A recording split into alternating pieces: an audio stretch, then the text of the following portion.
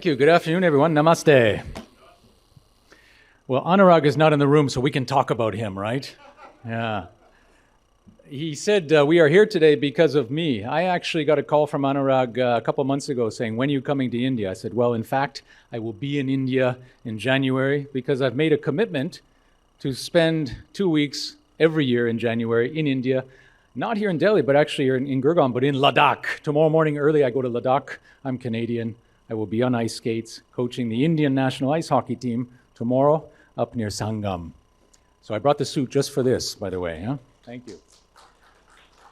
Today I'm going to talk about my book, but I'm going to take a bit of a different angle. I'm going to share my story with you. All of the authors in the room, and I was listening to Shiv and Svinatan and so on, all of us have had a journey to get from there to here.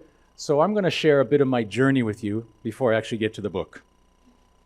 First, a little bit of looking back. You were talking to a Canadian who obviously loves ice hockey, and I show you these photos for a reason.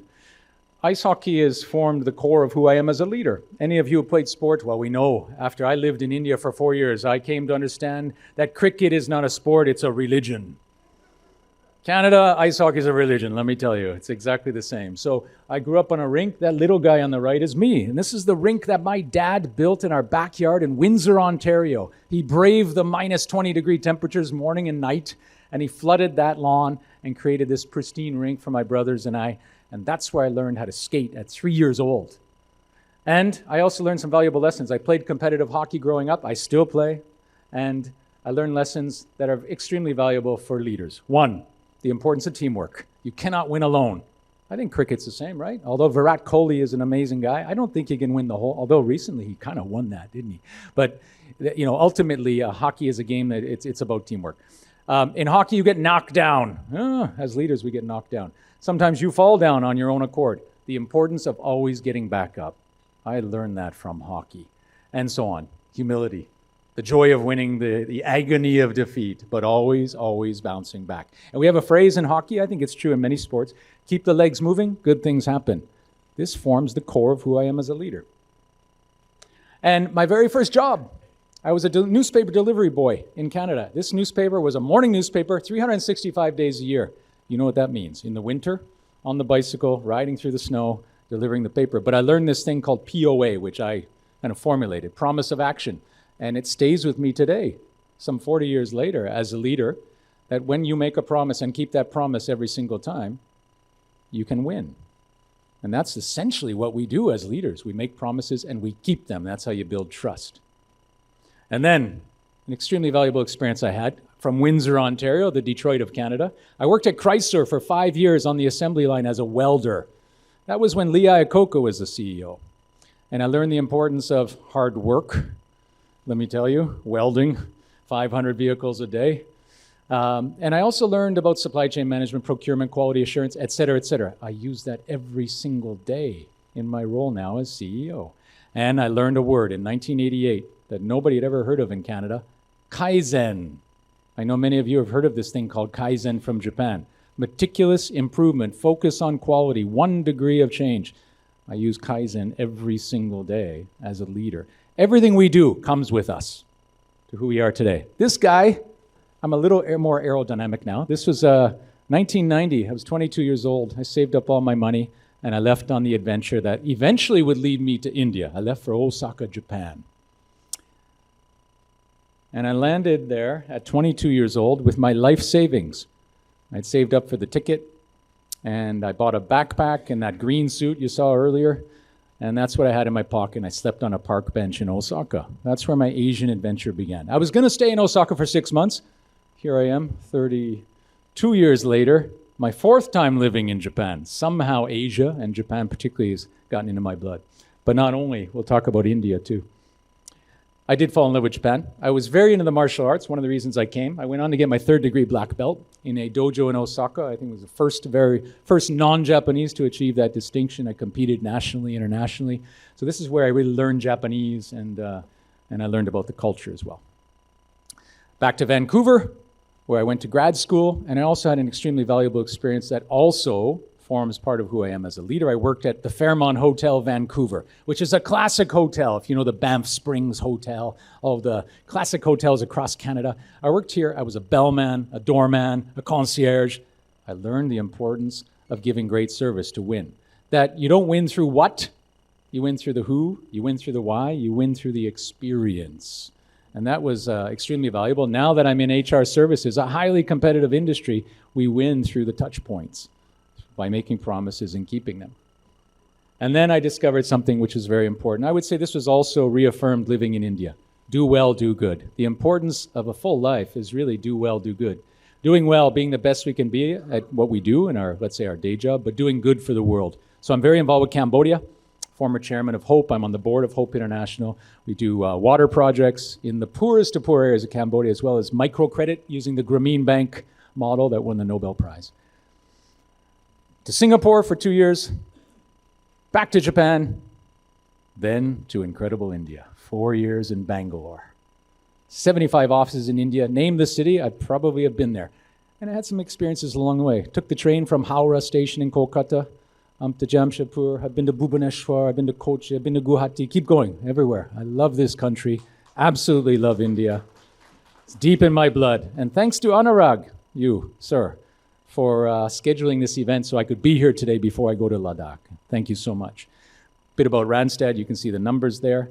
We were the worst performing country in the world of Randstad, 38 countries, number 38. The ship was sinking. I was sent here to turn it around. Now on paper, this should not have happened. A Canadian guy who's never been to India, knows nothing about the country, sent here to be the captain of a ship. And that's when I had to look inside and rethink what leadership really meant. And that's where I realized the importance of leadership is actually borderless. All that stuff I learned on the ice rink in Canada led us to transform Randstad India into the #1 performing operating company in the world of Randstad in 2021. And a few of my team members are in the room today. Thank you. And I know many are watching online, and congratulations to you all. It's great to see you continue to thrive. Back to Japan. Anybody been to Japan? I just see a show of hands. Okay, so you appreciate Japan. Also a complicated place in a different way. I speak Japanese, that helps, but Japan is one of our most important countries in the world of Randstad. It's big. It's growing fast, it's profitable, but it's also very challenging. Along the way, this gave the impetus for my book. There's an X factor about leadership. Some things are absolutely borderless and timeless about leadership, and that led me to write the book. And it was fueled by this, Jim Rohn's quote, "When the why is clear, the how is easy." When the why is clear, the how is easy. We start the day with why, and the answers come. So, this is a familiar model, the rule of 5 as I call it. It's actually built on the back of many leaders that have walked in front of us. Isaac Newton said, "We see further when we stand on the shoulders of giants," right? Well, I've had a lot of great leaders around me over the years. I've had a lot of mediocre leaders as well. We learn from both, huh? We learn from both.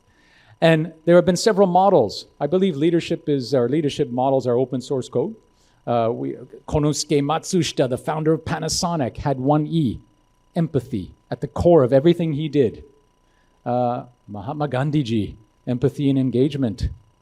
Jack Welch had his 3 E's. Bob McDonald, his disciple, his apprentice at P&G, had his 5 E's, which actually kind of resemble mine, but I have a very different take on the 5 E's. So here they are briefly. Envision. Every exceptional leader that I've encountered and spent time with in sport, in business, in politics, in arts, keep going, started with a vision, but not a vision rooted in what? A vision rooted in why. Something that touches the hearts and the minds. It begins with why. And then, of course, when we move away from the what, how, the when, we dream. And when we dream, we have the opportunity to create a movement.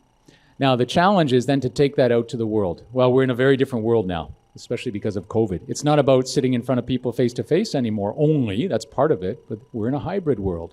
So how do we leverage this thing called the omni-channel as leaders? For many of us leaders who have been around for a while, this is a new thing. We have to figure out how to communicate a compelling message and win the hearts and minds of people. It takes a lot of work. I do believe, though, the personal touch will always be important. We did it over lunch just now, had some great conversations over some good food. Nothing replaces that. And I think we need to always put a value on the personal touch. And then excite. This is a moment of truth. People start to lean in. They're touched by the vision. they start to ask questions like, how can I be part of it? I want to be part of this. What can I do to make it happen? But again, the challenge is, how do we create that excitement in a virtual world? One thing we know is that people get excited when they're connected. The fourth E, enable. This is where I am at as a leader, creating an environment where everybody can shine, where everybody can be the best true version of themselves. Ultimately, that's the role of the leader. And I will tell you, sometimes it means getting out of the way. The leader who gets out of the way can actually be an enabler. That was a revelation for me. Don't pick up the hammer. Show somebody how to use it, or let them figure it out themselves. Such an important moment as a leader. And finally, every leadership model since the beginning of time will finally be measured and judged by this word right here, execute. Bringing the vision to life for measurable impact. Ultimately, that's the moment of truth. Peter Drucker, who was the coach of my coach, Marshall Goldsmith. I spent a good day with him at his home in Nashville. And by the way, Anurag, thanks to you, I met Marshall. You called me up one day several years ago and said, Paul, are you free for breakfast? Because Marshall's in town. And I thought, oh my gosh, I got to meet Uncle Marshall. So we went. Marshall and I have become great friends. He's my coach and so on. He helped me with my book. And he taught me something that Peter Drucker taught him. Our mission in life as leaders is not to prove how smart we are. It's to make a positive impact on the world. That to me is the knockout punch. Huh? This is it right here. So you can reach me here, and you see that photo right there? That's where I'll be tomorrow. That's a lake called Chuchot Village. You can find just a few hundred meters away the Bactrian camels that were left behind from the Silk Road. I'll probably go for a ride tomorrow afternoon on the Bactrian camels after I do some coaching on that rink right there. And I'll finish up with this. Tomorrow I'll be on this rink as well. And I look forward, if you follow me on Instagram, you'll see live video and photos from there. Thank you.